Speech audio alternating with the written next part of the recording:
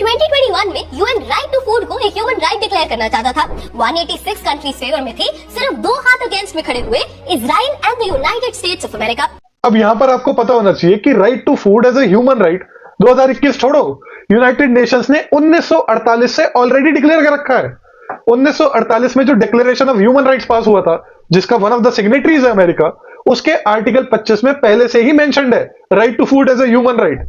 In fact US के iconic president FDR, उनकी जो विडो थी एलेनोर रूजवेल्ट, उन्होंने चेयर किया था UN commission of human rights, जिसने इस 1948 की डिक्लेरेशन को ड्राफ्ट किया था, जिसमें food as a human right mentioned है।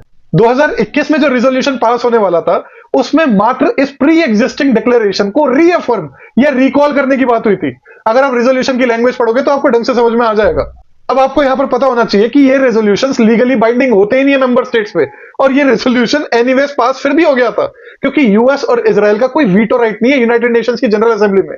सिक्योरिटी काउंसिल में यूएस के पास वीटो है और जनरल असेंबली में कोई वीटो नहीं है, तो ये रेजोल्यूशन एनीवेज पास हो ही गया था। निहारिका का अपनी वीडियो में पर्पस था यूएस को बैश करना, जिससे मेरे को तो कोई प्रॉब्लम है नहीं, पर मैंने सोचा कि ये जो अफवाह है कि भाई 2021 में फूड एक ह्यूमन राइट डिक्लेयर होने वाला था, पर यूएस और इजराइल ने उसको होने से रोक लिया, इस अफवाह का जरा मैं निराकरण कर दूं। Not that I am saying कि निहारिका उस भ्रांति को फैला रही थी, पर मैंने सोचा इस क्लिप के बहाने आपको थोड़ा एजुकेट किया जाए।